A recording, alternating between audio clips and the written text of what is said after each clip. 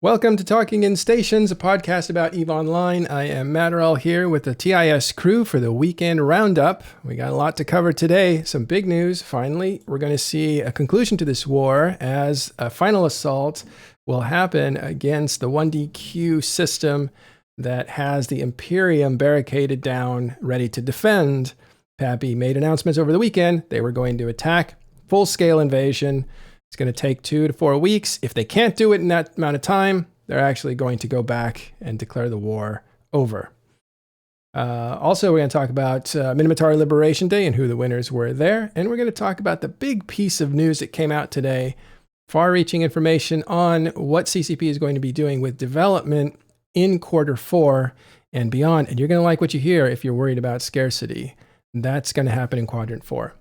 All right, let's get started with some introductions, starting with Kenneth. How are you doing, Kenneth? Good morning, everyone. How you doing? Good. Kenneth's an industrial guy, does major orders, builds things at scales that are unbelievable. So shipyard owner, we'll call him. We have Sutonia here with us. Sutonia, hi. Hey, how is everyone? Good. Sutonia's solo PvPer, one of the best, kind of has an encyclopedic mind about mechanics and, gosh, just about everything else too. Arcia's here from EdenCom. How are you doing, Arcia? Hey, how are you doing? Actually from Electus Matari, but also a fleet commander for the EdenCom forces. We have Rain here. How you doing, Rain? Hi, I'm good. Thank you. Rain, you might see her as a commentator for the Alliance tournament. And of course, she's done other podcasts and stuff like that. Nick is here as well. Nick Bison, how are you?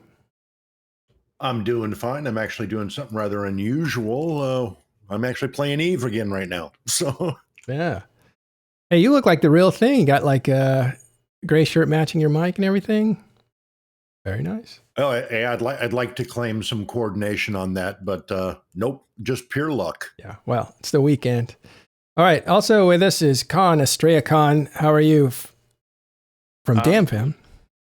I'm doing pretty good. No complaints. Still trying to wake up, but good. Yeah, it's a little early. I forget what coast you're on, but it's a little early for the Pacifics. Let me just turn you up just a little bit, Khan. You're also going by the Elder these days, right? Not really. I changed it for Discord just to do a little RPing, but I don't really go by that. No. Okay, we'll call you Khan.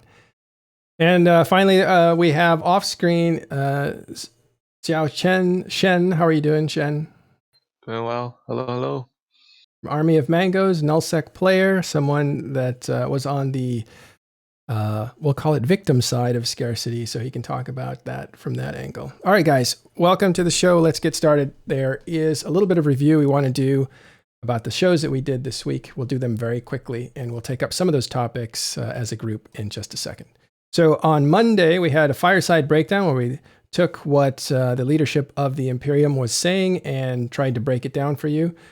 On Tuesday, we looked at Fraternity and their interesting messaging, because after this show, on Sunday, we had an announcement from Pappy saying they were going to get together on Saturday, yesterday, and they were going to make a big announcement together at the same time, individually to their groups. Fraternity kind of previewed that a little bit when Noros sent a message out to his own guys. So we got a sneak peek at what was going to be discussed on Saturday, yesterday. On Wednesday, we talked about mining planets and what planetary production looks like today. That used to be called PI. It's now P. I just walked myself into a trap, didn't I? Planetary. It was PI. They changed it to PP, and then they realized how terrible PP was as an acronym because they changed it to planetary production. Now it's just planetary industry, I think. It's kind of like when the ship fitting tool, the ship ISIS. Ship tree was ISIS. Yeah. at a really bad time. Interstellar or something. Yeah. Interbus ship identification information service, or identification system. Yeah, I'm glad it's PI again, because that makes it easy for me. So, and that was put together by Ren, who's part of TIS, and he showed his methods of managing planetary industry, and that was really helpful for a lot of people, which is great. Then on Thursday, we talked about a wormhole eviction that was happening with Stranger Danger, I think, was being evicted, but they resisted that eviction, it turns out. And then on Friday, we had a big day because we talked about the monthly economic report and this huge announcement that came out of CCP, which was the dev blog. We're going to talk about some of that stuff now with this guy on this weekend roundup. All right, first thing I wanted to cover, Minmatar Liberation Day. Who won and what was the competition? So the competition was between the 7 tribes for basically who could get the most points from the support encapsulators for the duration of the event. Every person who wanted to participate in the Minmatar Liberation event was able to choose, every player was able to choose one of the 7 tribes to represent, with rewards being skins and ultimately a service tattoo from that tribe. The winner ended up being the Thucker tribe, who got the most player support, over 20%, just barely over 20% of players chose the Thucker tribe. Second was Sebiester, and third was Brutor. I think that those 3 tribes were like the obvious favorites going into it, and I'm not particularly surprised that the Thucker won. The whole caravan, like aesthetic and lifestyle of the Thucker is very appealing to a lot of players from just like a flavor perspective. And the Thucker won by about 100 points over the next place, the Stepiaster, or more than 100 points. Like it's 1,000. 1,000 points, yeah. I meant, yeah. But basically the points were accrued by players either doing the combat sites in the events, doing the hacking sites, or doing the Abyssal Arena for the 4 days it was out. And yeah, the Thucker won by a pretty wide margin. So they will be getting ownership of the new station in Bator for its first year, which is quite an honor for the Thucker tribe. The last tribe to rejoin the Republic. They joined after the Nefintar came. Nefintar came back and reformed the Nefintar tribe, and the Starkmanir were rescued. The Thucker rejoined the Republic, and they're still out in Great Wildlands, but they are part of the Republic too. Did they say what system that new station's going to be in? Pator, the Minmatar. Oh, in Pator. Homeworld, yeah. Thank you.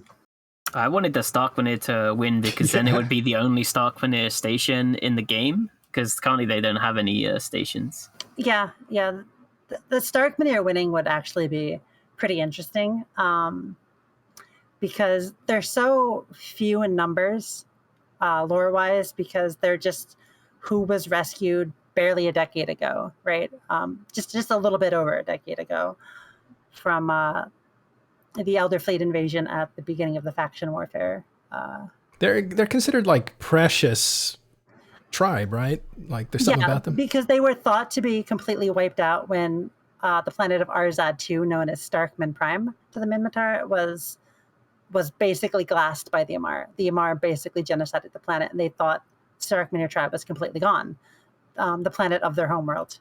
And it turned out that some amount of Starkmanir people were being held as slaves in the Emitar Mandate, and some percentage of the Emitar, who are ethnic Nefintar, knew about this plan to keep them safe.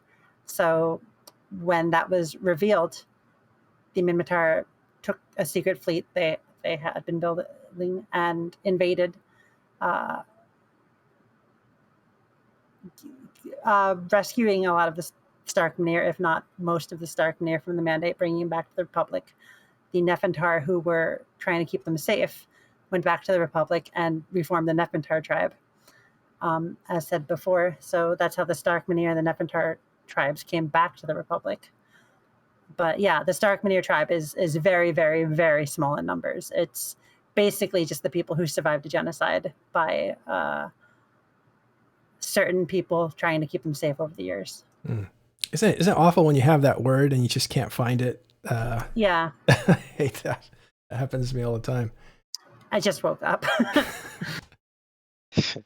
All right. I'm sorry the show's so early. We should probably like do this like later in the day, but it works out. All It right. gets me out of bed. Right? I can't complain too much. Yeah, that's true. Hey, what about you, Khan? Did you participate or watch any of this stuff? So you're affiliated with Faction Wars, Minmatar side of things, right? You're part of Damn Fam, and you were former. I was going to say HK, and that's wrong. UK. It's Ashra Khan. Thank you. Participated a little bit. I mostly did the PvE sites where you go in with the cruiser and you kill the battle cruiser at the end. I did that a couple of times, but ultimately, besides actually doing the RP side of things, I really didn't do the sites. No, I just enjoyed the event itself, not so much just doing the sites. Who did you pick? I chose Brooder. Astreus is a born and raised Brooder, so I chose him ultimately. So. Oh, got it. All right, cool. So that's the Liberation Day. By the way, did the rest of you participate in Liberation Day at all? Yeah, I got all my points. I did a little. I only did a couple times. So I got like 100, 150 points, but I was doing the exploration sites, which were really fun. Oh, also the top 100 point getters for every tribe got a medal from the tribe. So Nice. if you participated for a tribe and you were one of the top 100 players in earning points, you got a cool medal from an NPC Corp, which is pretty cool. They've been giving out those a lot more lately. I think I just missed it because I just kind of got my 600 points and I forgot to redeem when I was doing the arena, but I didn't do it that long either. So can you redeem those later or something? You have to click like the button every time you get a win, or every time you finish the site. You click the button to redeem points. When I was doing the sites, I did it like every time because I was trying to get the tattoo at the end. And then by the time I was doing the arena, like because I finished the 600 points on day 2. By the time I was doing the arena when that came out, I only did it for one day, and I just didn't even think about the points because I had my 600. Nice. Did you get the tattoo? Yeah, of course. I did that on day 2 from just the sites. Where is it? In a station. On your body. I'm holding on to it until something happens. Is it in our storyline? One of those ones you lick and put on your face? That's probably not how it works. No, it's not a temporary tattoo. It's probably like a nano tattoo. So in Eve, you can have tattoos that you can make disappear or make change into a different tattoo, just the same way the skins on your ships change with like nanobots and stuff. So whenever you get that tattoo that says like Winona, you can just change the name to the next girl. So, yeah, basically, that's actually possible. That's like actually hypothetically possible in the Eve universe. Yeah, I like that. That'll save people a lot of heartache. For the person asking in chat, you can sell the tattoos if you want. You get both a male and a female one after you complete the line, so you can sell the one that's not applicable to your character, for example, or give it to a friend. I know my CEO is making a stash of tattoos just for like our peers who come back to the game later who missed it, right? Oh, that's really cool. All right. Oh, there's the medal. Okay. All right. So thanks. I got one. Did you? I'll bring it up on screen. I just realized I got it actually. I didn't actually know. I just checked my notifications and yeah, I did get one. I didn't think I would because I didn't really do much beyond I grinded the science until I got the medal and then I played the proving grounds to get top 100. I didn't really do anything beyond that. But I guess maybe less people picked like Starkmanir than the other ones, so that's probably why it was like maybe a little easier for me to get it. Yeah. Highest points per Capsuleer was the Sebiester tribe, and the Sebiester Brooder and Thucker had a lot of competition. Starkmanir had less, and Nefintar had the least. Nefintar came up in the rear, and so those ones at the back were probably easier to get a hold of. Oh, really cool. And you didn't even know you got it. Lucky guy. Well, I didn't expect to get it because I didn't really put in much effort. Nobody knew it was coming. Nobody knew it was coming. You got to make it public. Like, you're not showing it off to anyone. Yeah, it's like a captain's quarter. Nobody can see it except you. It feels kind of weird to have like a Triglavian medal and then a Minmatar medal at the same time. Because all right. Well, that was the Liberation Day. That was the event that came out of, I guess that was like 2 weeks ago. CCP's like events team. Before that, you had Galente's Republic Day or whatever it was. And so Federation Day, and we still have Caldari and Armar to go. So Amar's coming up starting August 5th. That's Foundation Day. I think it's the 5th through the 10th or something like that. And yeah, the Proving Ground I know is from the 6th to the 10th, so it's probably the few days before then when it actually starts. It starts on the 5th. The 5th is the actual in-lore day of Foundation Day for the Amar, which is the day that the Amar Empire was founded. Oh, cool. All right. And then after that will be Caldari, whatever that is. Caldari Union Day. Union Day. Oh, okay. All right. Thanks. And that kind of leads into something we'll talk about a little bit later, which is the Quadrant 4 plans that CCP has and some of the stuff. But before they finish Quadrant 4, before they start Quadrant 4, they have to finish Quadrant 3. There's still ESS to go, right? The Grand Heist hasn't begun. That's yet. Quadrant 2. Is it 2? Yeah. Yeah, we're still in 2. Off.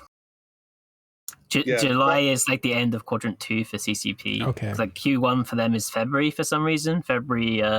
March, April is Q1, and then May, June, July is Q2. So we're going into Q3 now with August. Q3 starts August 5th, ostensibly, unless they move it again. All right, Kenneth, Quadrant 2, they need to finish it off by releasing these Grand Heist keys. What do you think? I'm thinking that the amount of Tuesdays left in Quadrant 2 is getting down to a very, very, very small number. Yeah. Obviously, we can't say what the patch day is going to be, but they're either going to make Quadrant 2 or they're not. And if they make it, it's pretty much, I think next week's is the last week, isn't it, Sutonia? Yeah, the only normally they release stuff on Tuesdays or Thursdays, and there's only one. It'll be the 27th or the 29th. Oh, no. They can make it the 27th of July or the 3rd of August, because the Quadrant doesn't end until the 5th of August. Because, yeah. So, yeah, there is two Tuesdays left, technically.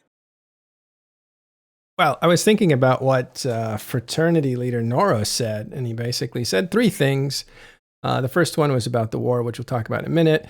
The second thing was they're putting up a trade tower, which was kind of interesting. And then the third thing was ESS. It's about conquering other people's ESS. It's not just defending our own. So do you think there's going to be a gold rush in other people's space? Or do you think the Empire is just going to harvest the stuff? Nora said, mentioned specifically Esoteria in his post, right? So he's encouraging people to mess with Army of Mangoes.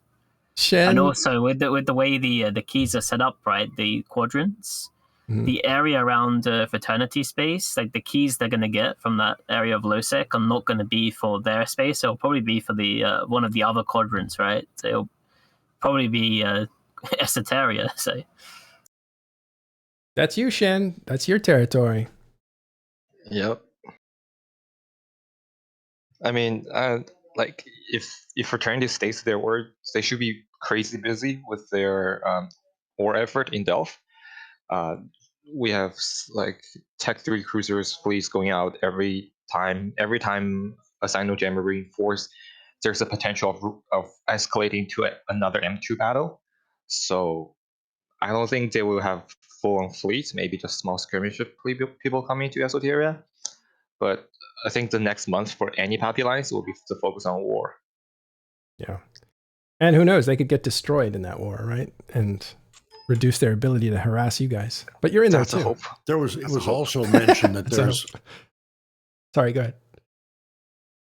No, it was also mentioned that, when you kind of review that, there's only 3 or 4, maybe 5 regions that have really fat banks. So that might target a bunch. Yeah, the interesting thing too is all of those regions are almost all in the same quadrant. So like Vale is one of the biggest areas, Awasa and TKE, the Kalevala Expanse, which is Horde space. All of those are in the north eastern quadrant. So they'll all use the same keys. So it'll be interesting to see how expensive those keys will be, because like Horde and Fraternity both want those keys, which is going to put a lot of pressure on them. Yeah. Well, the Grand Heist is still coming, should be here pretty soon. And then we'll see how that shakes out. But what's interesting about that, the Grand Heist is starting at the same exact time that Pappy announces in this war effort in the south, in Delve, that there's going to be a final push, a final assault on Imperium's territory. Now, Imperium is collapsed down to one constellation, and it's a massive citadel. There's thousands of people in it, and thousands of Titans and motherships, and it's just, or supercarriers. It's just going to be very difficult to go in there and destroy the last of their holdings. At the same time, Pappy said, full-scale effort, max numbers. Everybody, you have 1 week to get all your stuff turned back on, all your accounts, get your ships there. We have word right now, Fraternity's on the move from the north. So there's a giant move op happening now. There will be move ops for the rest of the week. What do you guys think's going on here? I mean, it's the final push, right? Because like I don't think the war can continue as it's currently doing. Like all of the alliances in Nullsec are just bleeding members, and like as you can see from the PCU, everyone's getting bored of the war. Like the stalemate is just costing everyone membership. So I think they've decided, right? Like we finished the war. I think Norris's message said 60 days. Or somewhere around that. I know Gobbins in his one said he doesn't want to put an exact deadline to it, but he said it'll be like weeks. Right. So it probably somewhere around 60 days. Depending on how successful it is. It'll be over the minute that the stalemate is guaranteed, right? If one side or the other starts making some progress, especially the Pappy side, if they start making some real progress. And drum up support, then they'll probably keep going. If for some reason, max numbers turns into a tie-dye fest and no one can do anything, then, no one wins. The server wins and we'll probably all just go home. I mean, because that's what it comes down to, right? If you can't assault something because the server won't handle it, then nothing good will come of that ever. So a few people, goons mostly, pointed out that Progrod sounded quite defeated in his speech. And so, do you think that Test loses no matter what happens here? Because even if Pappy is victorious and 1DQ1 is glossed and destroyed, goons have shown that they have the resilience to live out of one constellation. They could just move to NPC Dow for a little bit, and as soon as PL goes home, Panfam goes home. Goons still have 3-1 numbers over Test, and they can just come right back out as soon as Horde are gone, and just completely destroy Test, right? The downside of that is, and yes, yeah, can you operate out of NPC Delve and be a harassing agent? Absolutely. Where are you going to park that Super and Titan? There's no Keepstar you own in that area. Test can't stop them from putting down a Keepstar. That's absolute. What Test can do if they're fighting 2-1 or 3-1 underdog, and goons try and assault all their Keepstars that they have in Delve now, it's going to be the same thing that we're facing now, only flipped. You get 3,000 or 4,000 people in system, and goons can't jump into that, just like we can't jump into them. It's going to be the same thing but reversed. There's a different Citadel mechanic when you're defending and the attacking team can or can't show up. Like if you're defending a Citadel with 500 people, the node's reinforced and the attackers bring 1,500, that's a completely different scenario than you're defending a Citadel and you've got 4,500 and the attackers can't show up. So there's two very different scenarios there, and that's going to decide whether or not goons make inroads on them. Well, okay, before there's a whole revenge story if the Imperium ends up surviving, what are the odds that the Imperium can actually be defeated in a war that really has anywhere from minimum 4,000, maximum 15,000 actual accounts fighting it out in one small region. Is it going to spread out? Is there new strategies? Are we talking about blops changes helping out? Are we talking about multi different fields? Or the only clue that we had, and this is something I pointed out on Fridays, we did a live broadcast about this announcement, and we played what they were saying live, and then we commented on it. And one of the things I heard ProGod say a long time ago, a few months ago, was that they had penetrated into 3-TAC-D, which is one of the entry systems into this constellation, but they didn't follow it up because there's no point in following it up if you're not going to go in with everything. And since they weren't going to do that, they weren't going to fight over stuff that could be rolled back by the Imperium. And then yesterday we heard from Gobbin saying something like they have seen good results from max numbers, which tells me because they were able to break into 3-TAC-D and make progress, this time they're going to follow it up because they're calling everybody back and they're saying there's a deadline, basically. So Yeah, what do you think we're going to see? I think it's just like I said, like anytime the Sino jammer in one of the back system gets reinforced, a Sino is lit from the Pappy side, he has a chance to escalate to another M2. That's any time a Sino jammer is reinforced. So we may see 5 or 6 of them happening in the next month. There's a chance. But how likely that's going to be, we don't know. So, I mean, they are going full in right now with, like, say, for example, Frat is moving all their supers basically and their capital fleet all the way from Vale to Delph. So we do have a lot of assets and we do have a lot of ships on the line that we can use. I mean, there's a lot coming at Imperium, but they're a big group. They're a huge group. What's going to happen, Kenneth? I don't know what's going to happen, but I can almost guarantee there won't be another M2. If they have 4,000 or 5,000 in system, there's no way we're going to jump in. We know the server can't handle it now.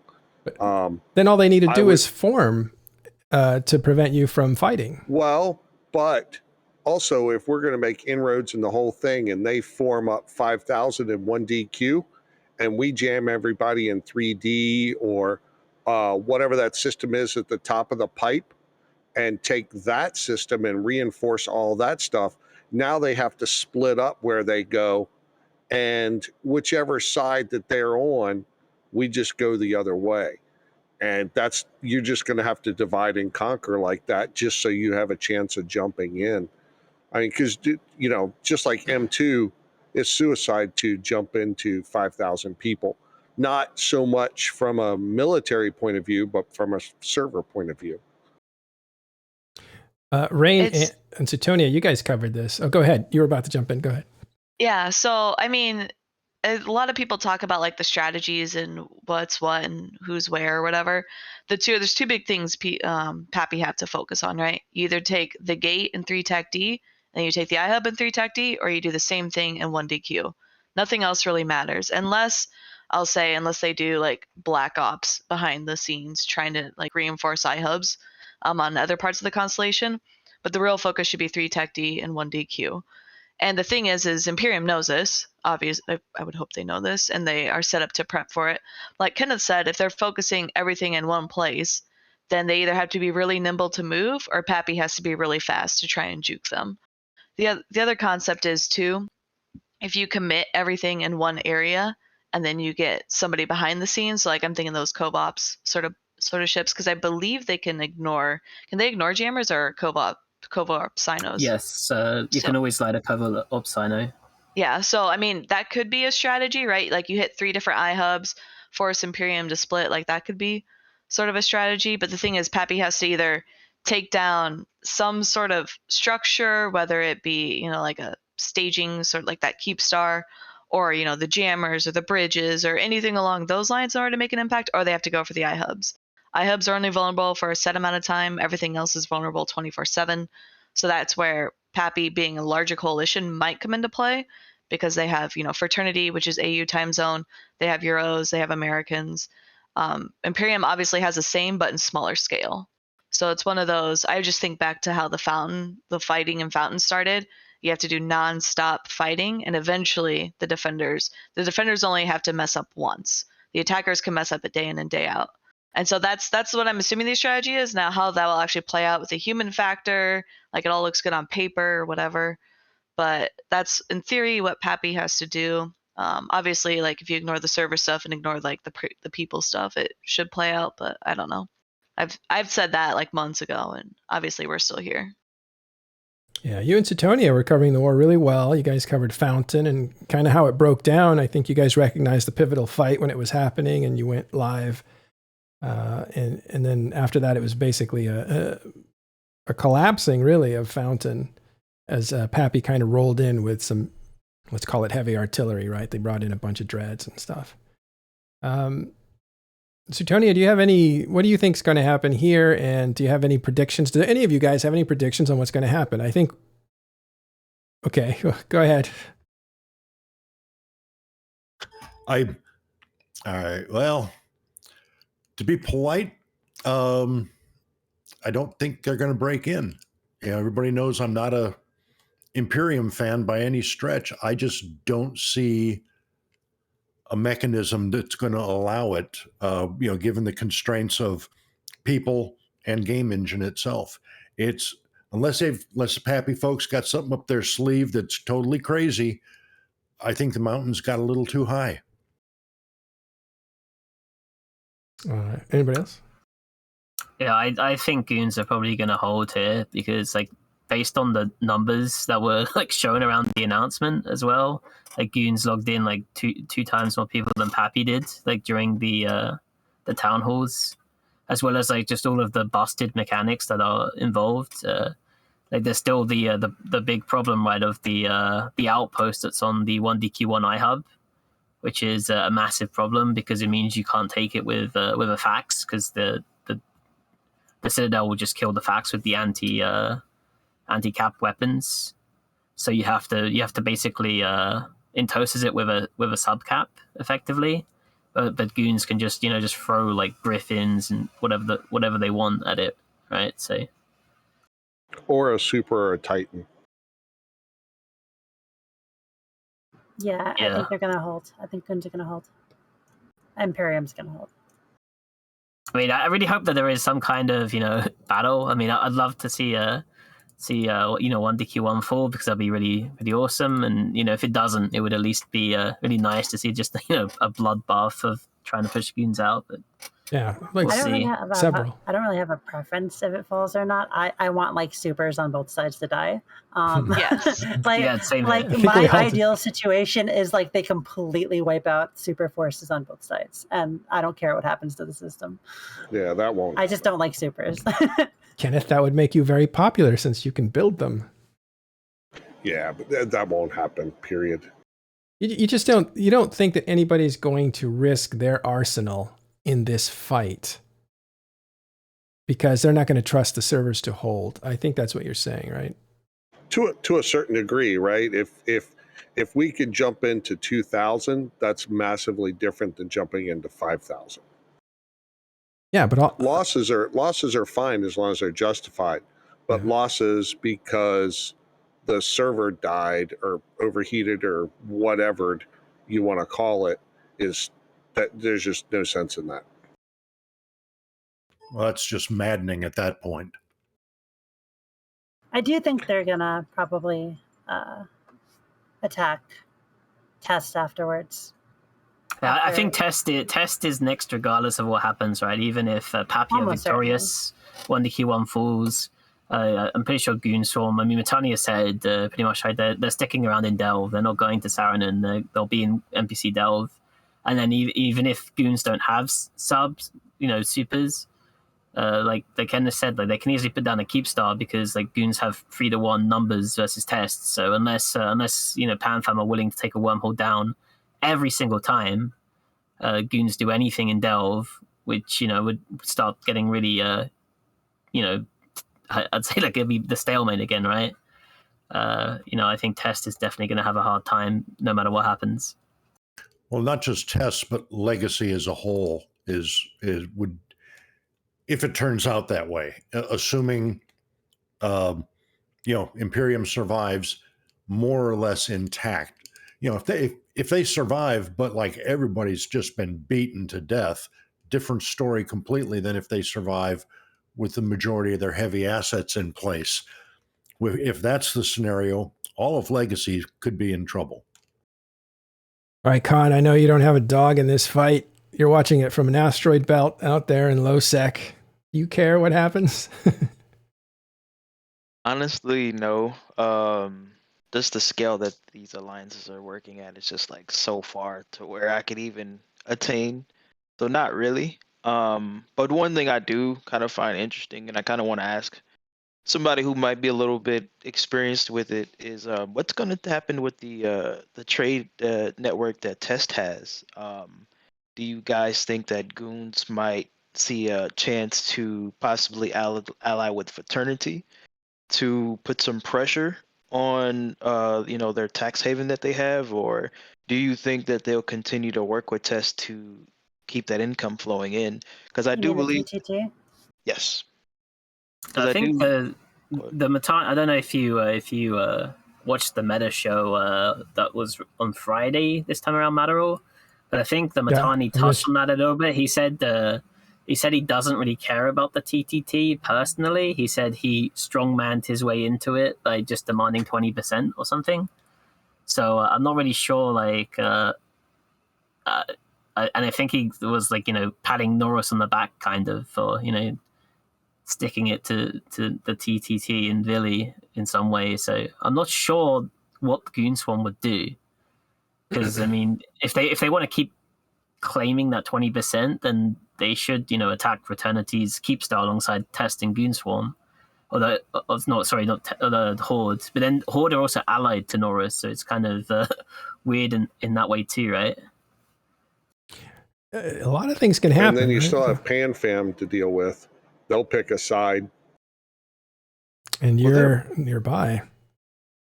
They would most likely go with Fraternity, though. I don't think they would want I don't know, right? Like the TTT is pretty much like Gobbin's a project, right? Like, or partially anyway. So the enterprise of collecting taxes by offshoring is something that Gobbins protected with his fleet commanders, as these financial guys did it, like ICU or IC and Eve Mogul, right? There were two groups that were competing, and they backed, I don't know if they backed IC for sure. I'm not sure they backed Mogul too. But then Test actually came up and took over that racket, but then also invited in Horde so there wouldn't be any competition or disruptions to it, and then brought in Goonswarm as well, just to kind of stabilize it from attack from people who were left out. And what's interesting is that then Fraternity, I know that Villy was looking for partners to placate, basically. He wants to buy people off. He bought Snuff off. Snuff basically took the money and then attacked anyway. At least the stuff going on in Igniting. But I'm sure, I would think that Fraternity was invited in to be paid off so they didn't threaten it. Well, Norris said in his update that they left him out of it. And that's one of the reasons why he's putting this up. Yeah, the TTC, which I think is the Tranquility Trade Commission, which must be the group that then owns the Tranquility Trade Tower and the stuff that wasn't Igniting but destroyed. Yeah.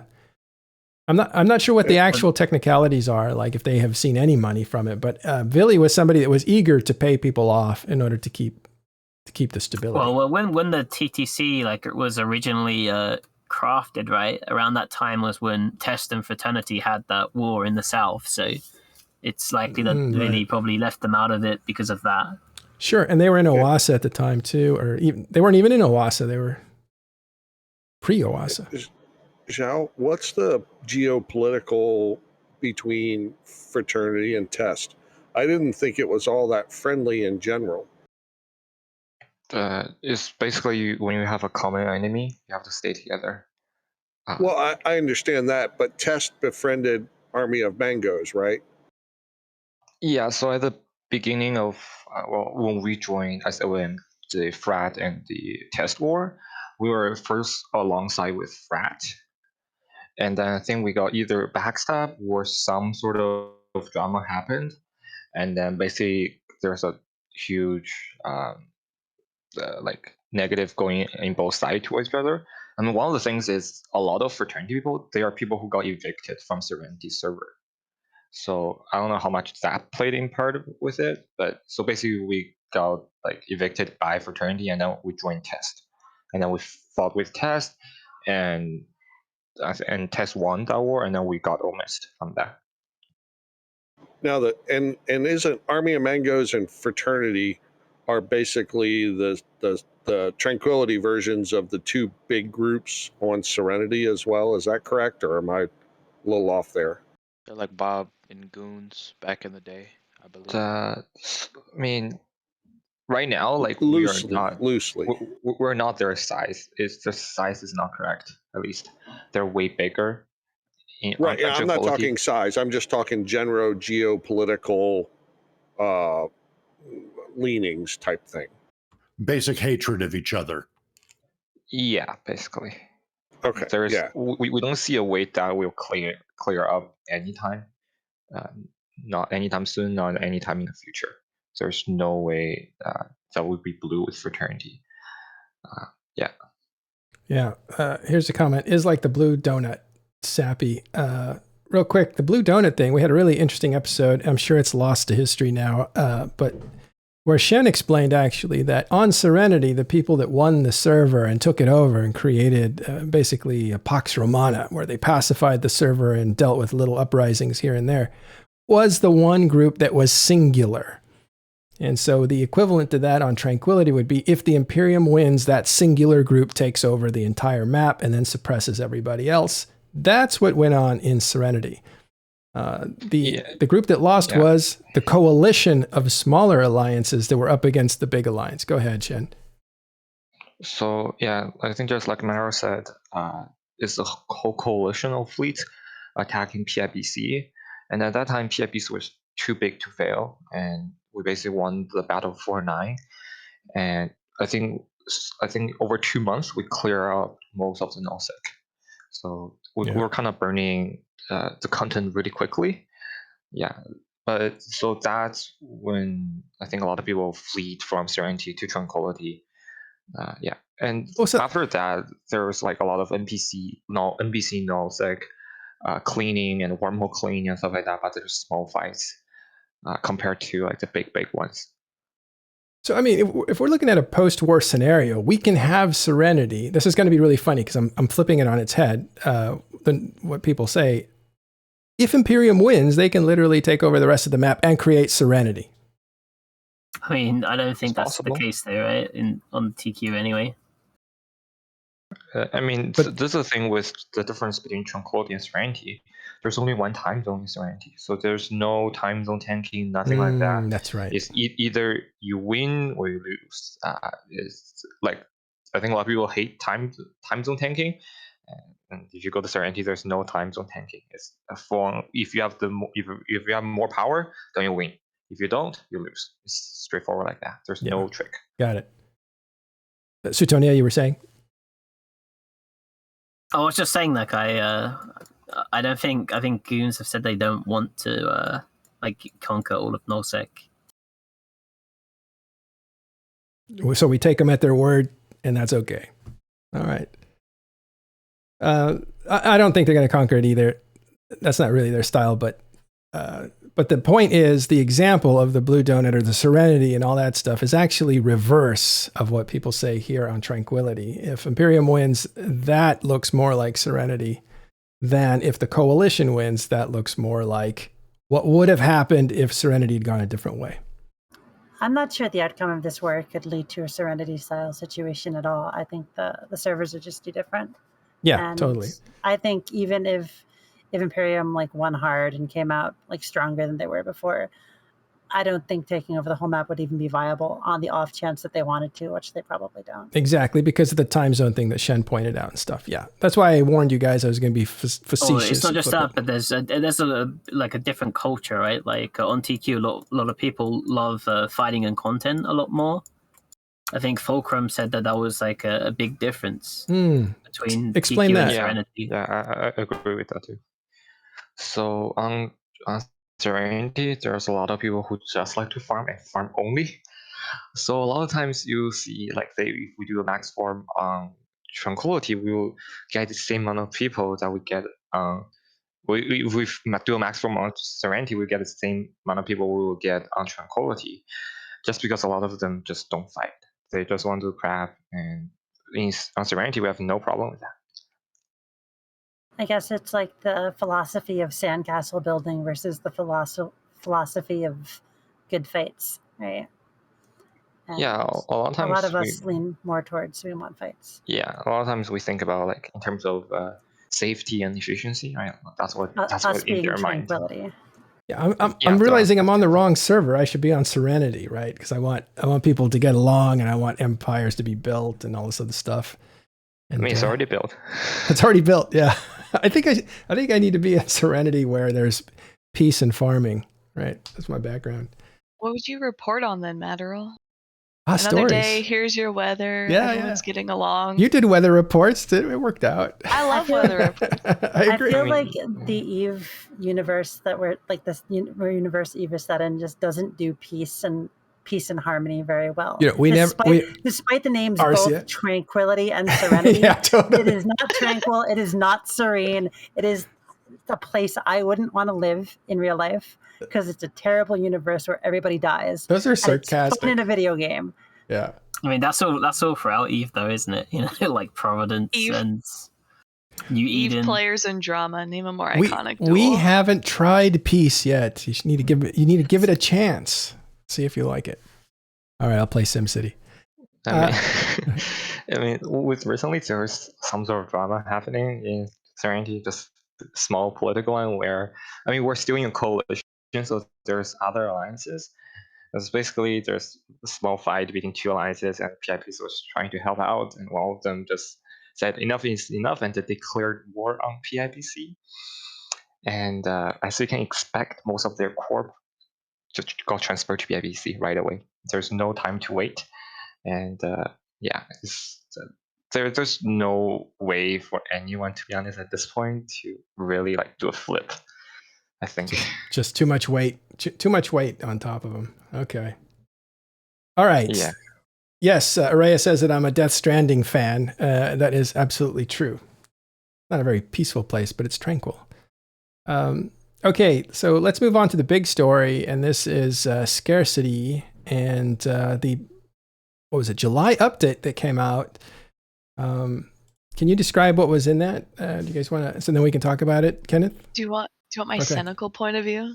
All right, yeah, go ahead. I'll start there. So it was a lot of words for not a lot of new information, but it was communication, which I appreciated. Different style too. Did you pick up on that? I picked up a different style. Transparent. Little bit of probably didn't. She's used to reading that style all the time. Yeah, a little bit funnier. A little bit. I can usually pick up when Elise writes something because he puts a lot of good memes in them, or CCP Swift. Yeah, his fingerprints were all over this. I thought. I didn't want to say his name. He got marketized, I believe. Now, I haven't talked to him because he's in the middle of moving right now. But yeah, I think he got he probably had some of that in there, and it got corporatized type thing. Oh, okay. So they sanitized whatever he put in a little bit, but he definitely had some. I could see some strains of his fingerprints on it. Go ahead.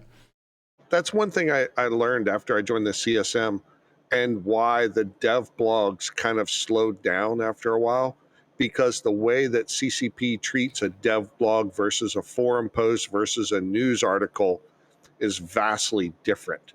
I'm not going to go into the differences because I don't know if I can say that, but the way that they treat them is vastly different, which is why the number of dev blogs have gone down, and you get more news items and forum posts now. Like, hey, we're changing this. It's available on Sissy, especially from Talos.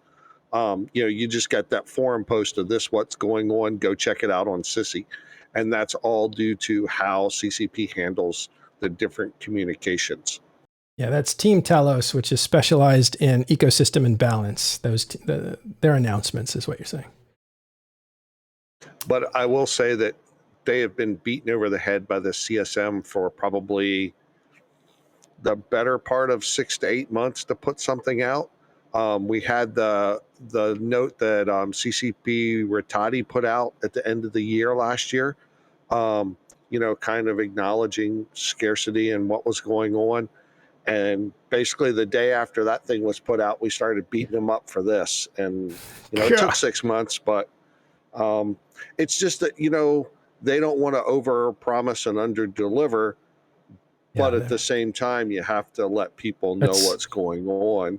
That's still 2011 hangover, isn't it? Overpromise and underdeliver, because Incarna didn't really deliver, and they had been, ambulation was supposed to be this big thing. They still suffer from that, from being burned so hard. I look at that as that's ancient history. Look at the player base. How many of us were really around at that time? It's time to move on. Give these folks a chance. I think they're heading in the right direction. But don't you think it's like burned into the DNA of Kenneth, we can't hear you. Their behavior? He's talking to someone off screen. Yeah, okay. My wife's trying to find a piece of luggage to take on the trip tomorrow. So. Oh, okay, my bad. It seems burned into their DNA, and it kind of accounts for a lot of the way that CCP now reacts to players, where they're very, very eager to make sure they're listening to the player base, right? They're very eager to have that communication that players complained about in 2011. Players felt shut out by the process, and they felt that they were overpromised and they didn't get their money's worth when Incarna came out and didn't work as well as it was supposed to. Again, something we've covered before on shows about the Summer of Rage. Anyway, so I feel like, as Kenneth was saying, that they're very cautious about saying what they're going to do. Everything they say they're going to do, they pretty much have done, or they're very determined to make it happen, and they don't really talk about the future, and that frustrates players who want a roadmap. Tell us where you're going to go. Excite us about the future so we know we want to stick around. And this was actually, go ahead. This closest thing we've seen is this thing to a roadmap. Go ahead, Nick. No, I was just going to say about the roadmap. I've yacked with a couple of different people, and there's definitely two schools of thought on that. The folks that would like to see what the future holds, and then there's the other camp, which is frickin' surprise me. And it's not a 50-50 by any stretch. The surprise me group is considerably smaller, but I find that rather interesting thoughts. Okay, so what's in... I was going to say, I do think expectation management is very important, because a lot of the times that I've seen people most upset with the game, and the most amount of people that I've known that have left the game have been the times when something was hyped up and then it sucked, right? Like the ending of the invasions or Incarna, and the aforementioned Incarna and things like that. When something gets hyped up like it's going to be this amazing thing, and then you end up getting screwed over, is like way worse than just something that's kind of so-so coming out, right? That you expected to be so-so. Or you mean a certain video from a certain company published on a certain Wednesday? The Alliance tournament. I mean, I take your point, though. Kind of mishandled, but I don't think that's in the same league as some of the other things. Yeah. Like that was that could have been a dev blog, but like at the same time, I think there's been worse. Well, I think what you said is like the ending of the invasions once again. What you said is really interesting. I haven't heard it before, but it makes a lot of sense when people are let down by the game, by a feature that they're looking forward to. Especially when it's like something they put in a lot of effort to see like the culmination of, and then the culmination is kind of like, yeah, that's when they say, do I really want to stick with this game? So they might see people leave. Interesting. Like I saw the most people leave at the, I was obviously only like playing for 1 year or 1.5 years or maybe 2 years when Incarna came out. But like, yeah, with the end of the invasions, I saw a lot of people just, I don't want to be here anymore. I worked so hard and I got nothing. Oh, that is so interesting. I haven't heard that. Okay, so in this blog, I'll bring it up real quick. There's a few chapters to it, basically. And this is why Rain said there's a whole lot of words, but not a lot of new stuff. The first thing you see here is a healthy ecosystem. So they talk about that. they talk about economy and industry, where they actually do make some announcements here about scarcity firmly ends Quadrant 4 2021. We'll talk about that in just a second. Then they actually talk about balance and progress, and they talk about the stuff they actually have already put in, but they also go on to talk about some of the stuff that's coming later on. And including, I believe there is, including some super capital stuff, some stuff to do with PvE, which may have something to do with the war. Then you have the EVE Online Academy, and this is more of a new player stuff. They're trying to help new players. And then the Alliance Tournament. And so this is a big thing. And then, of course, the next step is this. Finally, we can't wait to see you in person in 2022 to talk more about EVE and what's coming up for the game. That's a cryptic little message. Maybe I can use that Iceland air flight credit I have from 2020 when it was canceled. Yeah, same. All right.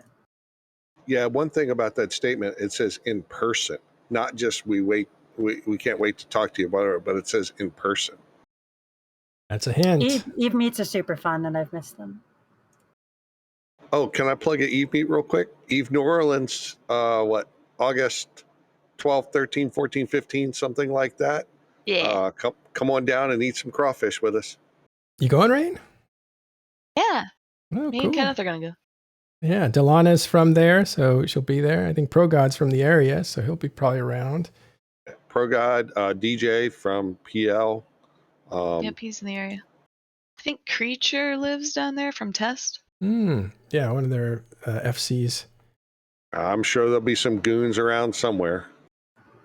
Be safe, be vaccinated, wear a mask. Yes, any of that stuff. Yeah. Okay, so the big part here is there was a section called Economy and Industry, and that's why we want to talk to you industrialists about that.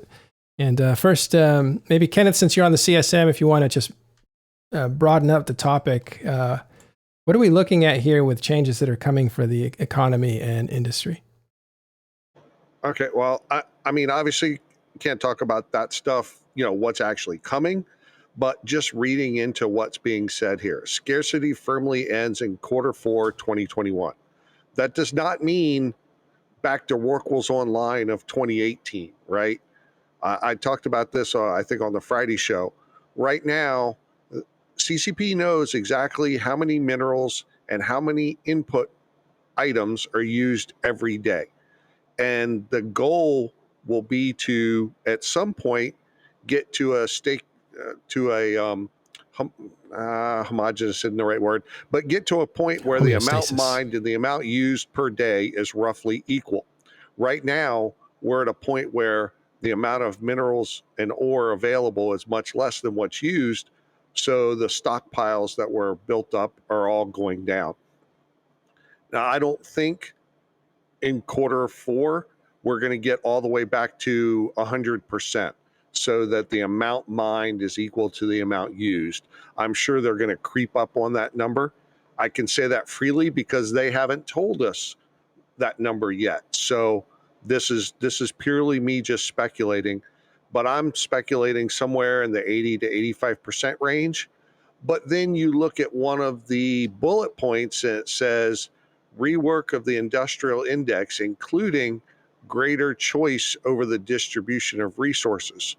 So at that point, if CCP gets us up to 80 or 85%, and then people can start tweaking what they have available to them using a new mechanic and the new industrial index rework, then maybe they get to 100% that way, and everyone's 100% looks a little bit different based on what they want, what they need, where they're living, that kind of stuff. So it's not, it's not just, okay, Q4 is here, open the floodgates, put all the anomalies back in and all that stuff. It's going to be a controlled process to put that stuff back in the game for sure. I just want T1 battleships to be cheaper than hacks after insurance. Say again? I mean, they already are right now, right? It's cheaper to lose a battle, like the base battleship hull, than a hack right now. I Once don't you get think the insurance so. back. Yeah. Last Yeah. time, Oh, a oh, T1 battleship is definitely cheap. It's cheaper than it was pre-blog.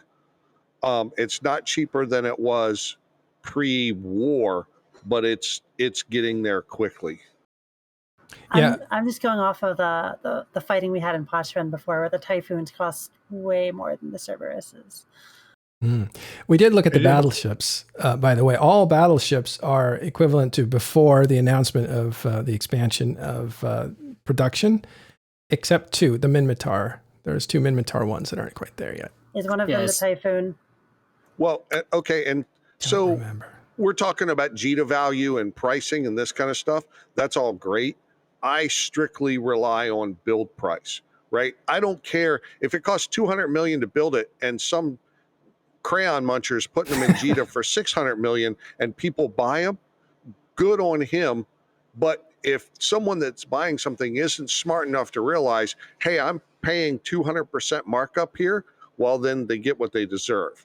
But I'm strictly going on price to build here, because you can't rely on someone marking something up in JITA. And, oh, the Typhoon's overpriced. Well, internally, we compared to- built them all ourselves. So Okay, well then the Typhoon build price is about 3 or 4% more than the rest, but it's by no means a scale tipper, and they are less than the cost of Immunin now.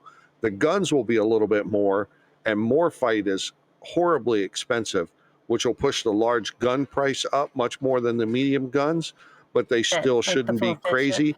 and Tech One Insurance should make up for that by a considerable amount. I was going by the full fit ship, so like the guns and the mods are gonna definitely factor into that, because the guns are a lot more expensive. Speaking of Morfight, you're a Morfight king, aren't you, Kenneth? You didn't you sit your I throne deal on with a lot of it. You sit. Do you have a throne that sits on a pile of Morfight? Yeah, I'm down to a few million though, so it's that throne's getting closer to the ground for sure. You're getting closer to the ground. I'm still living off Morfight that we mined back in Tribute. Wow. So, Con, how does this affect you? Have you read the blog, and are you making any adjustments to you're kind of a low sec mining gang kind of gameplay?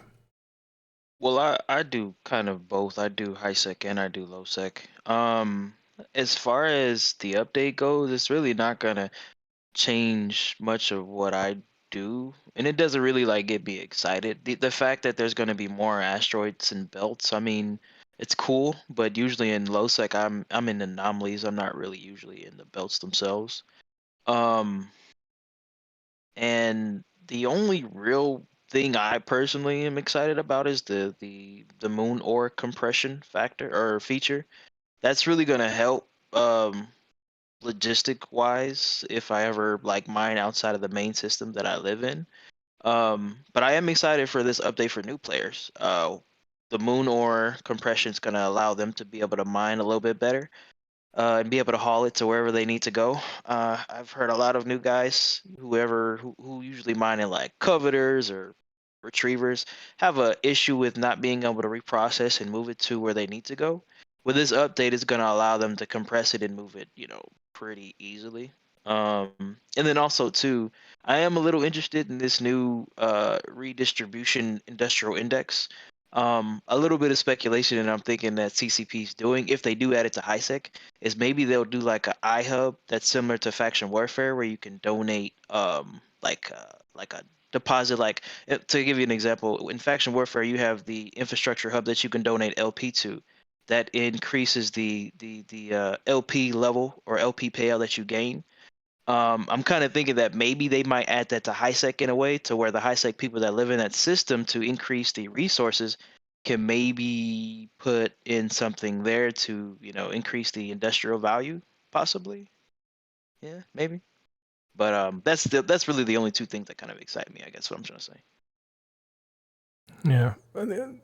I think when we were looking at this early on, we looked at it as, it's a stretching of production materials needed to build stuff for ships. But we also saw it as kind of a jobs program for newer players, because now there's a lot of things that count if you want to mine gas, that's a whole different gameplay for mining that stuff. PI is a different gameplay. Mining ice, similar to mining ore, but different circumstances, different availability. So there was different ways. And then, of course, salvage and getting all that kind of stuff. It just seemed like there was an opening up of opportunities to actually do the harvesting as opposed to the building. You guys seen any of that play out? For sure. The number of people that Thanks, contact me, hey, do you want to buy this? Do you want to buy that? Have definitely gone up. Different people. Oh, absolutely. Yeah. I okay. probably have gained 10 or 12 sources for different materials. There you go, Rain. There you go. I saw your head, your head shaking no. But that's what that's what I was looking for are more people opening up their little shop and trying to negotiate prices with builders and stuff. So, well, it's that, and some of it's also, oh, sorry for interrupting, Rain. Some of it's also targeted where I don't want to throw my stuff on the market for the off chance it goes to group X that I don't like. Yeah, I will say, as somebody, so I have a Roricool, and I only have a Roricool because I'm using it as a combat Roricool. But there have been times where, like, I know with my group with PL, they'll be like, "Hey guys, we're gonna go mining. Does anyone want to join?" So I'll do it as like a social thing. So I'll go out to like whatever system they need and I'll mine. And granted, I'm really terrible at it and I have no idea what I'm doing. But in those instances, it's really nice to have people like Kenneth around. And I know all alliances have someone like this, like a buyback program where, I have no idea what I'm doing. So I just mine and I just talk to my friends. But then I can dock somewhere, trade it to someone. And instead of it just sitting in my hangar, like I do when I do exploration, it just kind of sits there and nobody uses it. I can actually give it to someone and then they can use it for the betterment of, the alliance, and I get some reimbursement or whatever. Yeah. Now, granted, we don't do that as much anymore because of the war and because of scarcity, but I'm looking forward to some of that social aspect coming back. One of those things that popped in, and Tigre in chat asks about changes in the mining ships. And I noticed in the blog it says a balance pass for all mining ships. Hold your thought. That's wait. Hold your thought, because that's a different topic. Let me just go to Arcia and then we'll go to Nick. Go ahead. Arcia. I was just going to say that I mostly agree with Rain. Mining is made tolerable through social activity, and even then, like, I'll only mine like Crocite or like R64s, because anything else just kind of isn't worth my time. And I do also beg the people who actually build stuff to just buy it off me, because I hate like pulling ore that you can't compress to Jita. You can compress the Crocite, but not the moon ore, and that's going to change, thankfully. But yeah, so if you have people who you can do it with, it's a lot more tolerable. And then when you're like multi-boxing your like 4 miners or whatever, you can at least talk to people, but you're doing like a otherwise boring activity just to kind of up your risk amount. Con, you're a big gang of miners kind of player. Mm-hmm. You were about to say something? I cut you off. Were you about to say something? What were you saying? Well, the big deal with the moon goo compression, right, is the fact that you can get the minerals out of it a lot easier now. A lot of the moon goo was already quite compact anyway. Like if you just reprocess like an R64, for example, a lot of the materials sometimes very easy to transport as it is. The main thing is that with mining R4s, is that a lot of the like minerals in there, like the pyrite and the mexilin, I think it is, that stuff's pretty bulky part of it. So now you'll be able to compress that and then get that where you actually want it, where you're building stuff. Because if you compress it locally, normally what happens is you can move out the hydrocarbons pretty easily, because they can just fit inside a cloaky hauler normally, even from like a full yield, like 6-week harvest. You can easily put it in just a DST or just a cloaky hauler like a Vieta. But the big thing that you're stuck with is the pyrite and the mexilin, which is really annoying to move. But with compression, you'll now be able to get those basic ores back to where you're actually building stuff. Yeah. Minerals, sorry. Yeah, real quick. Wormius says a point, gate camping is like mining. It's a social thing. And now there's more gate camping going on because of some of the changes they made to the game recently. Okay, if we're finished with that, I want to go back to Nick. You were saying something about ships and cargo. Oh, specifically, I wanted to address thoughts on, what some of the folk may have on one of the items mentioned is a balance pass for all mining ships. And they said all. And that obviously goes from the Rourke all the way down to, the smallest mining frigate you got. Venture. Yeah. Well, and even some of the, anyway, not important. Thoughts on the changes specifically geared toward Rourke and Orca, the industrial commands. Do you think they're going to go back to industrial command or just be bigger mining ships? I mean, one of the things that people say as a problem for the Orca is people said they're solo-minded in high sec.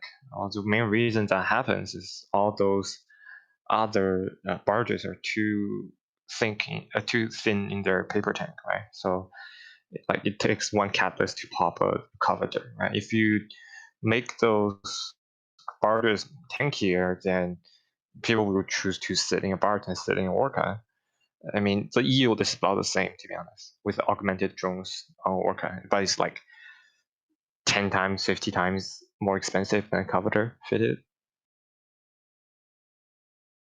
Right. But with the balance pass, I mean, anything goes, right? I mean, this is look at the Tech One industry. That was basically a redo. They took 2003 and ripped that shit up, took it outside, put it in a bonfire, poured gasoline on it, and lit the match. You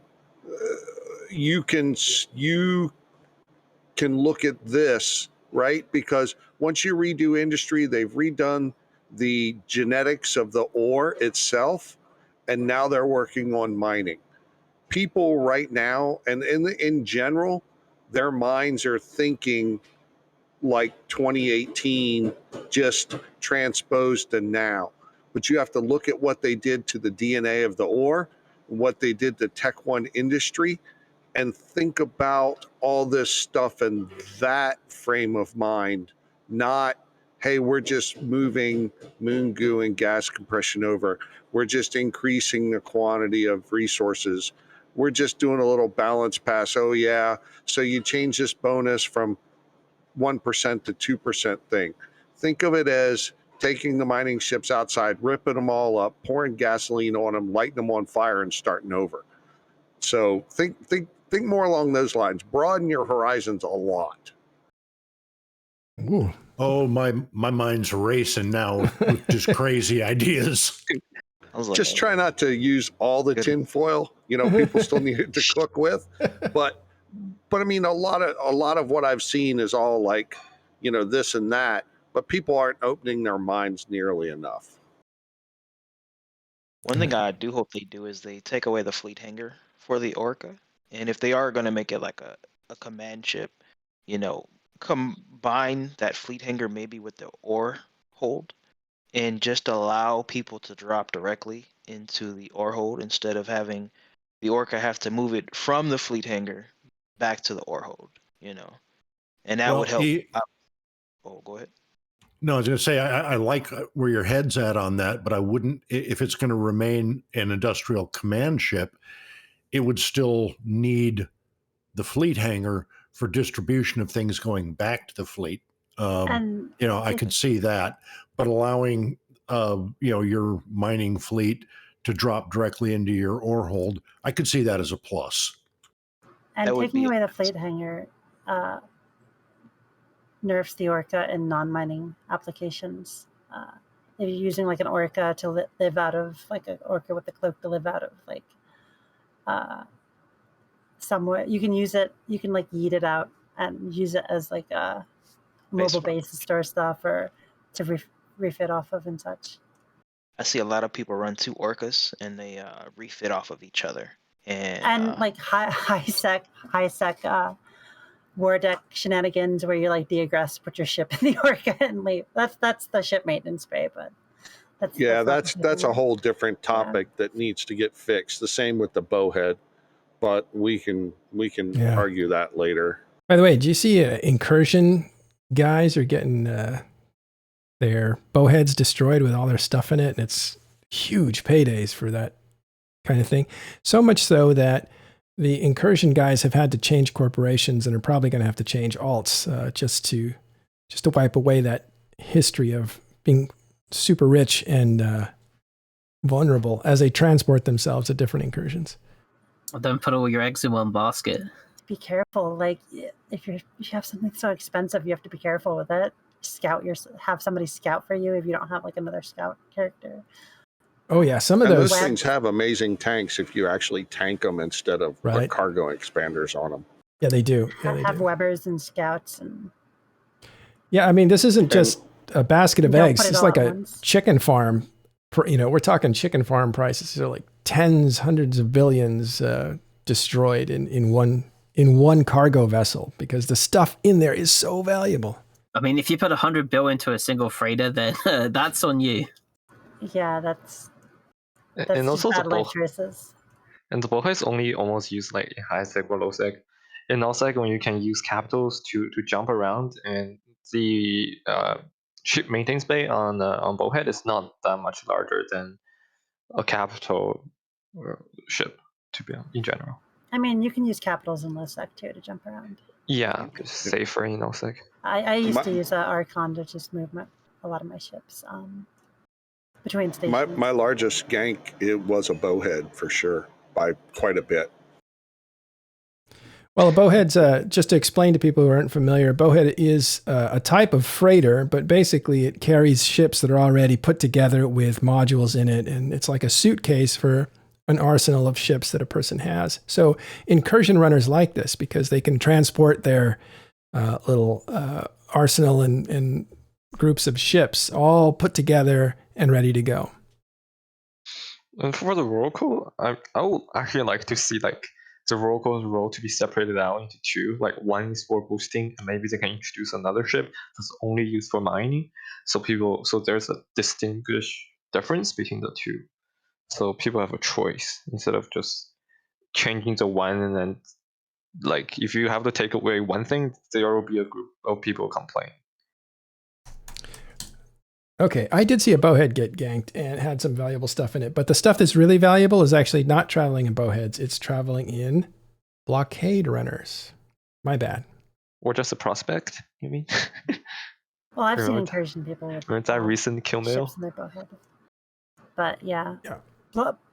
Blockade runners are the ones that you can't scan, so people just sometimes gank them on a hunch. Just assume they could be empty, but yeah. Just because you can't scan them, you can't see what's inside of them. Yeah, actually, people complained about that too, saying like, "Hey, now you've made me a target every time," instead of, and that was part of the design was to make it dangerous for you to be in high sec. Yeah, I mean, if you put anything, let's say, in blockade runner or deep space transport, you're basically telling people I have something that's very important that has high value that I'm transporting. You're telling people that, and of course you're going to be okay. I mean, DSTs aren't always high value. Well, maybe not the deep space transport, but definitely it's blockade runner.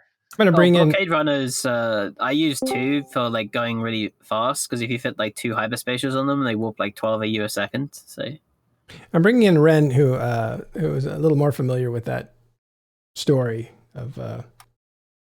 So what has happened is both major incursion communities, they didn't have an official alliance, but a lot of the FCs were in the same alliance, and the gankers have worked it out. So now the blockade runners, which are usually fairly safe because you can't cargo scan them, are getting popped left, right, and center from those alliances because they're expected to have a huge amount of ISK in them. The bowheads are mostly safe because they know that the ships inside them are unfit, and that because of that, they're not worthwhile shooting. Well, you can put fit ships inside a bowhead.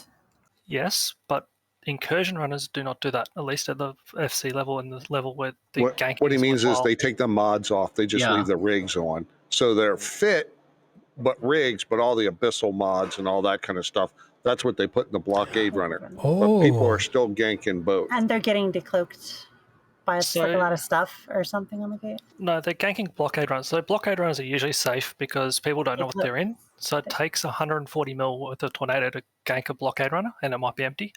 They're ganking these ones specifically because they know they're incursion runner blockade runners, so that they know that they're going to have something in it. They're hitting them on structures They're- mainly as they're landing on NPC stations. They're not warping to like a bookmark.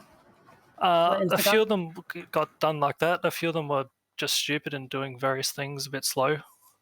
Like, I mean, pro tip, by the way, if you actually train the fleet formation skill to level 5 to get the relative fleet formation warp, if you relative warp yourself to a station, you always land at 0 meters from it, and you can always immediately dock. So the pro tip. That's really good. I didn't know Yeah. that. The other thing is too is if you're cloaked and you warp to a gate and you land between 2,500 and 2,000, then it will slow boat you to inside 2,000 before you decloak. So you can't do this in low sec because of smart bombs. But if you're in high sec, when you warp cloak and you're warping cloak, decloak mid warp. That way, if you land at 2,300, you'll just jump the gate because you're less than 2,500, but you're outside of 2,000, so you wouldn't have decloaked right away. And there's a lag in there when they can actually target you because you've used your propulsion once you decloak. So you also have to be careful with that. That doesn't work in low because then they can see you to smart bomb you. You want to stay cloaked as long as possible. But so there's other tricks in there with that. the other issue with your blockade runner is it's not a sub 1 second align, so ultra lockers can catch you if you're a little bit laggy with your internet connection. Because ultra lockers only go for people they know they're going to have ISK because they're going to get blown up straight away. So that alliance that these guys are in, they're getting targeted because they know that they're going to have ISK in. Nice. All right. I love these pro tips. All right, so that's interesting stuff's going on with incursion runners. I think we finished up was there anything else on the industrial side of things that we wanted to cover? There's definitely a lot of stuff in here. There's one more thing, actually. I'll just read it real quick. Increased quantity of all resources across New Eden. So they're going to work with those dials, as you said. Introduction to moon goo and compression. We've talked about that. The balance pass for all mining ships. And you told us how to think of it. Don't be so limited. Additional specialization for gas and ice holds. That's part of the ship rebalance. And then a rework of industrial index, including greater choice over distribution of resources. I'm not sure how to interpret that one. But Well, that was part of my speculation earlier. I'm sorry, I didn't mean to jump. No, it's good. Interrupt me. All right. Well, so those are the things that they're going to change. But there was another thing a little bit later where they talked about anomalies for super. Just before that, I think they also said like T2 is safe, so they are not going to change T2 ship industry anytime soon. Actually, let's put some focus on that because it's a very important here. T2. Here it is. The current state of T2 ship industry is good, and there are no plans on making any immediate changes on that front. Kenneth, what do you know about that? Yeah, the T1 industry blog had at the very end that T2 ship industry is next, and there again that was kind of one of those things where it was a covering your base type thing because there was some concern about the T1 changes sending T2 sideways and this kind of stuff, and it just never happened. So I pushed for this statement to be in there because I know there's a lot of trepidation amongst some of the Tech 2 ship producers specifically, as far as Morphite being so expensive. How are they going to mess up moon goo and stuff in the middle? And a lot of that's going to be balanced through the increased quantity of all resources across New Eden, rather than going through and taking the T2 ship industry out back, ripping it up into shreds, pouring gasoline on it, and lighting the match. And at this point, that would probably be very premature. And Tech 2 has made it through this relatively unscathed, and it's in a decent place price-wise. Now, I know people probably aren't going to agree with me that when they see Marauders and Black Ops, but Marauders and Black Ops also just got a huge increase in overall power, although Marauders just took it on the chin a little bit last week. But overall, I think I think it's all in a fairly healthy place. You know, tweaks, yeah, we can talk about that separately, but overall it's in a healthy place. So now T2 modules, yeah, that they need some love, but that's why it specifically says ship industry. I don't know that there's time and devs and all that for T2 modules, but I'm still pushing for the Tech 2 Capital modules because they are really in a goofy place. But I don't think I'm going to have a lot of success, to be honest with you. Right. Nick? Can't get. Go ahead. No, good to go, man. He hit everything I wanted to say. All right, go. I saw you light up. Well, Go ahead, Ren. The obvious thing was T1 was kind of all over the place, with Titans and Supers being relatively easier to build than, say, a T2 frigate. So that was going to always be changed and fixed at some point. Whereas if you look at T2, there's nothing that obviously sticks out as completely wrong, except for some minor moon goose pointing to the wrong direction. So I think until you can start pointing out something that's completely wrong with T2, that they're not going to touch it and focus on something a bit more interesting. All right, there's one last thing I wanted to hit. Anybody else got a thing? No, okay. I just want to say, you know, Ren's right. I mean, it's, you know, you need to smack the stuff that's really wrong. The stuff that he's talking about is more tweaks, that kind of stuff. And you don't need a full on patch and all to adjust the tweaking part of it. Okay. Yeah, there's part of the blog that says adding new specialized ice and gas bays to new ships or something like that. Specialized bays. So I hope they make a Caldari Industrial and call it the Penguin, because you need the Penguin. With the ice, oh my god, that'd be so cute. You heard it here. You can already put ice and gas in the miasmas, though, right? So probably doesn't make sense to add a new one. But I just hope there's going to be a Triglavian T1 industry ship. That'll be really my cool. God. They actually I have think. As I say, they actually have that like Triglavian hauler thing in the game, and it exactly it scales with like how much stuff is inside it or something. Like the model like scales based on like how big it is. So it's big, and then when it puts down a thing, it goes smaller again. I don't know. I was thinking more in the lines of an Edencom one that when you jettison it actually throws out 5 different cans. No, what we need is Edencom Logi that has bouncing beams, but yes, or the Triglavian hauler that goes faster the longer you fly around not docking. That'd be kind of cool. Yeah. Okay. I think a lot of this, though, that specific thing there for the introduction of holds is going to be more, and I'm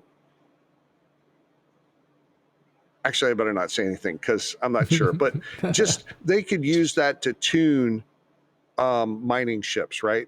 So if they want this ship to be more for gas than ice, they can give it a big gas hold, a really small ice hold, a small ore hold type thing. But so they won't restrict you from mining the other things, but it just won't be one gigantic jack of all trades. Yeah, so for example, right now, right, you have the Endurance, which is a Tech 2 venture that's specialized towards mining ice, and then you have the Prospect, which is the cloaky one that's it mines the same gas as the venture, and the Endurance doesn't get the gas bonus.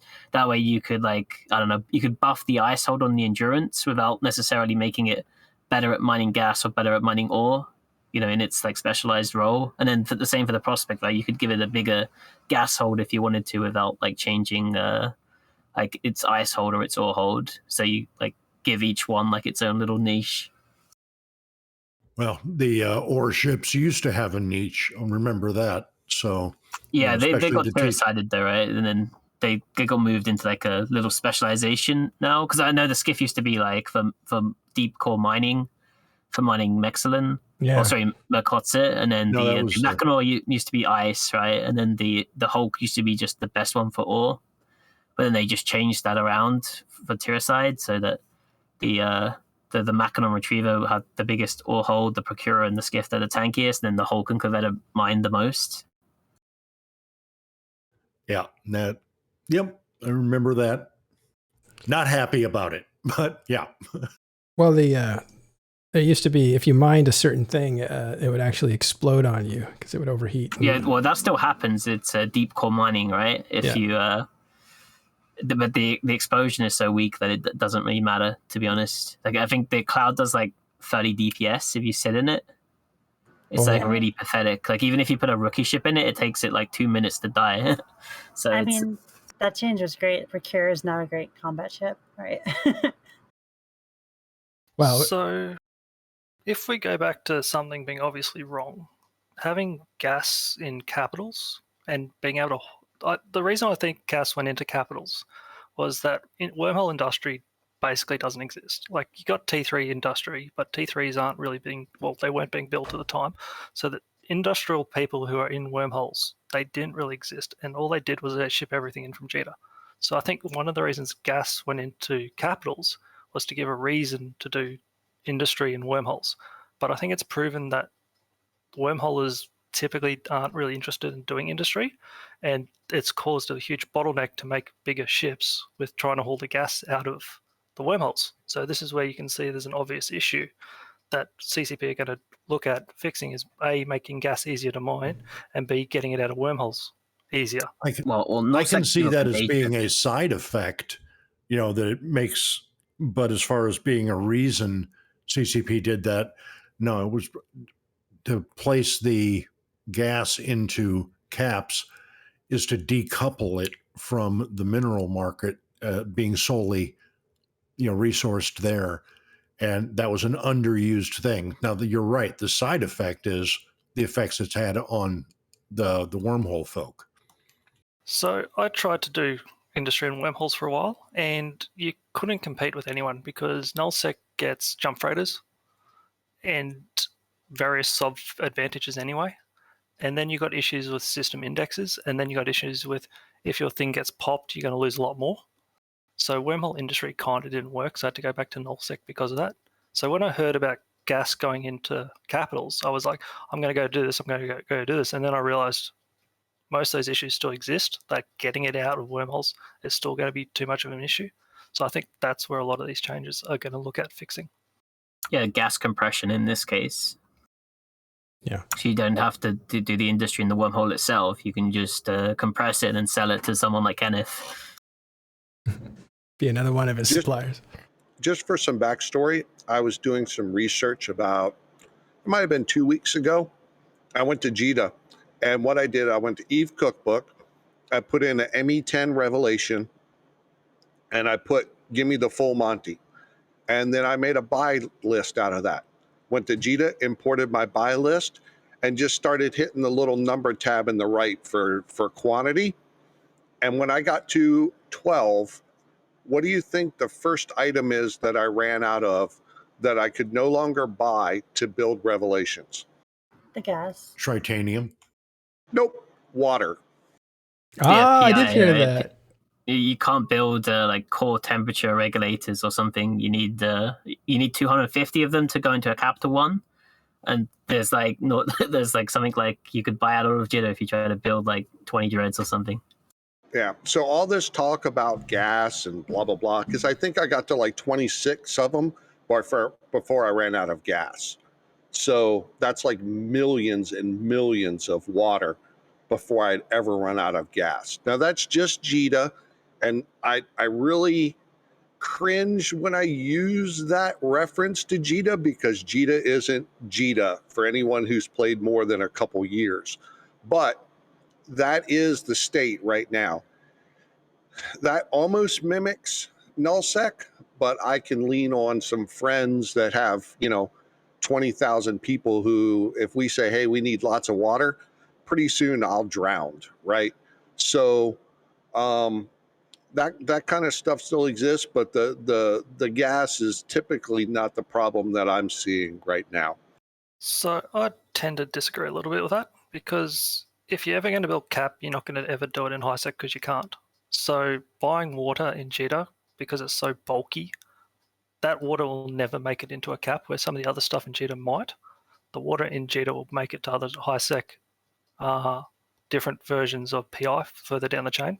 So because you're running out of water in Jita, it's like, well, who cares? That's not where the water's needed, and you never, Like I've put entire freighter loads of P1 PI through wormholes to get it out. You're never going to be jump freighting P1 TI or PI around. If you're in a bind, you might, but that mimics what I'm seeing right now. I have a much easier time getting gas than I do PI. Okay, let's finish up the last part that was interesting. I don't know if you guys find it interesting, but I think a lot of people will. In this July update is the paragraph that says updates for existing nullsec anomalies, including the addition of capital anomalies, a new high reward nullsec PvE feature to get capitals out there. What do you guys think of that? That's exciting. That's trash. That's the what, Jen? That's the hope right now. I mean, that's all we have left. Like, there's no other reason for a person to look forward to anything else beyond a Marauder nowadays. There's no reason for them to get into any capitals.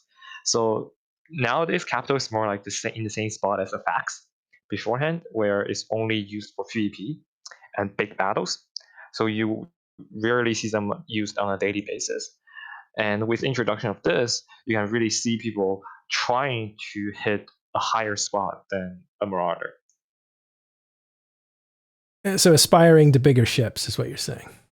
Yeah. Mm-hmm. Well, capital's getting out there. I mean, the obvious is it creates an opportunity for hunters to go looking for them, right? If they're doing PvE. But it's also a way, essentially, of ratting back in your carrier or maybe even super carrier. So. Yeah, and this is the thing I've seen before, which is if PvE is rewarding and let's say nullsec anomalies are interesting enough or just rewarding enough, people will go out more and do more of them. So therefore, hunters will have more praise. So therefore, be more PvP people too. So it's like a healthy cycle going forward. Now it says here it says nullsec anomalies. So I'm wondering, is this? So this is basically nullsec anomalies. It's not wormholes and it's not trig space. These things are going to be in a nullsec. Trig space can't have capitals that weren't already there in the low sec systems. You're right. That turn trig. Low sec has level 5s that kind of sometimes get capitals into space. I thought there were Triglavian systems that were low sec. There were low sec Triglavian systems, and there are some caps in them now. But those are the only caps that will ever be in them. Because you can't light a Sino to get any more. You can bridge out. You can't bridge in. Thank you. You can't light a Sino inside. You can't build a cap inside of Pochven. They can't take the gates, but they'll be in those systems for all eternity unless they jump out or die. I didn't do a lot of capital there are no capital anomalies, but I did do a lot of anomalies in the first place. But do they exist in NPC space, or do you have to have sovereignty to trigger the anomalies? So right now how it works is you start off with some like 1 or 2 anomalies in the system. Once you get the strategic and basically the ADM up high enough, you can start installing upgrades. So I think there's all the way up to 5. The higher it is, the more expensive the upgrade will be, and the more anomaly is going to spawn. The same thing for war, I think. So, got it. But are anomalies, do they exist in the wild and NPC? Anomalies exist, but like you can't upgrade. You're not going to get like the ADM up because you can't do that. So it's going to be rarer, if at all. And who knows what they change? But this nullsec we assume is going to include sovereign space that people can conquer and places that can't be conquered, like NPC nullsec. We assume. Yeah, and I mean, I think a lot of times for a lot of big alliances nowadays is first of all survive the war. Right? If we can't even survive the war, there's not a such thing as capital ratting after that. All right, so this is why I think they're speeding up the war. Maybe it's because people are leaving. I have another theory on this. Okay, well, let's go through this one first. And that is, hey, there's a reason to look forward to in a few months, right? Well, this is Quadrant 4, so it could be as late as December, maybe even January of next year. But there's going to be some things for us to do with our capitals. We don't want our capital pilots stuck in T5Z waiting out the Imperium. So I'm thinking like, hey, let's get it over with. let's go back home and let's start getting prepared for the new harvest, because we're going to have some money-making capability with these pilots and these ships. What do you think, Shen, on your end? I mean, that's part of the possibility, but if you look at it right now, the reason why Gobbing and everyone else in the Pappy leadership give everyone 5 to 6 days to move their capitals and super capitals from back home to T5Z, that means most of their capitals are back home. So if this doesn't happen, or this thing just happens right now, people can still go back to home and start riding in their capitals or supers. Right? I mean, Init is not there. The biggest enemy I think we have to worry about as Legacy, even just RC, but they're in a war with Nosec Lupin, so I mean, Wrecking Crew. Yeah, not that much.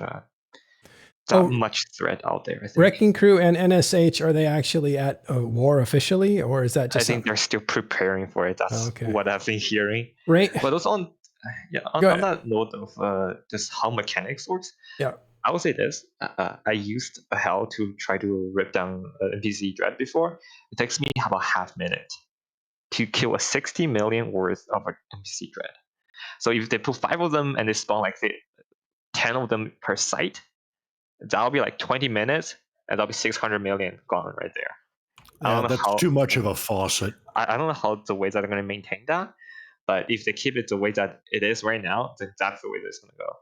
It's sure going to be like really quick ISK for a lot of capital pilots. I'm sure that they're going to tweak it. Rain, I saw you do something. What's going on? My facial there? expression? Yeah. So I think he has a point, right? Okay. Because if you think about it, all these capital sites come back. People have been in a time where they're not freely making money, and so if you don't have your capitals on the war front, people are gonna be like, "Yo, guys, I'm gonna go ratting in my super," and then it's, "Oh no, I died. How could this have happened?" It's like, yeah, no one's home to help you, homie. Like you got to be with the group. So I can definitely see, like that's where my mind kind of went when you started talking. You agree with Shen's assessment? Okay. Yeah. That's a good one. Oh, very interesting. Well, anyway, regardless, there's going to be a final assault 1DQ, and then we'll have things settled. We'll figure out what the post-war, if there's a post-war, looks like.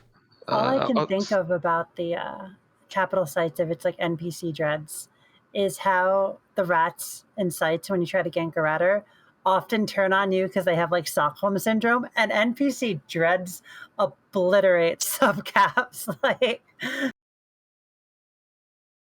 that's gonna be the other thing. Hopefully they have some mechanics so that they can actually work. Like you warp in a saber to kill the bubble the Nyx, and like the dreads just like pop it. I mean, like not only NPC dread, but there are also NPC titans and super carriers around. If you are lucky enough to trigger those, but those things usually takes a long time, a lot of DPS from a hell or a super carrier to kill. And I think maybe those can be the final boss of an anomaly or something like that. Who knows? I mean, like if the NPC super carriers or anything is like the drone ones in Pochven, they're kind of pathetic. Like they have a lot of health, but like no. Like the one you see in so I think in Minmatar. So it's either a super carrier or a titan. So I think in at least in Central Space. I've seen the NPC Titans. I've seen the NPC Titans that are super strong. Yeah. So in Central Space is the Revenant Hull as the model, but it's a super carrier. I've seen the Serpentis ones in Syndicate. Yeah. And I think all the other 3 is Titans. So that's just how it goes. But it does take a lot of DPS to kill one of them. Yeah. I mean, the hardest NPC super capital to kill is the final boss on for Nullsec Incursion, the last Revenant. Yeah, that one can take, like, we used 20-30 super carrier, and that thing would stand at least like a minute or 2. Take Marauders. All right. I think that is everything. We had a little bit on the AT. Just real quick. They're looking for announcers. Is that right? Yeah. So EMT is going to do production in Iceland, and so as part of that, they're inviting up to 3 analysts to come with them, and then as well as you can be an at-home commentator. So if people are interested, definitely apply. Follow out the rules. I highly encourage it. I know I've done it. It was an amazing experience. I would highly recommend if anybody has an interest to try it out. Thank you, Sutonia. Sutonio or Rain, are you guys a shoe-in to do it, or does everybody have to try out? Everyone has to apply, even if you've worked with EVNT in the past. I think the only person who's definitely there is probably Ithaca Hawk, because he's the host. And I think the production team are like people who EVNT have done like the production with before. But when it comes to like the people who are actually casting or doing the analyst work, like everyone has to apply, and there's an equal chance. What about you, And RC? like I think CCP will have some impact, input on it too. So it's not like it's just EVNT's call. Like CCP will be providing, they'll be choosing, like at least have some input on like who gets chosen to. Yeah. So back to the timing of why it's like now. Oh, like, you weren't done with that? Sorry. Did I take that plate away from you before you finished eating? I'm sorry. I'm a bad waiter. It's like, I think the biggest advantage we have in terms of time zone is doing CNTZ. Although I don't want to admit it, but Frat is strong and they're really good at AUTZ or CNTZ. So I think people are trying to take advantage of that. And the special thing with the population that's made out of in Chinese player base, from at least my experience, is a lot of like Chinese players are very young. They're either university students or somewhere around it. So summers tend to be a strong time.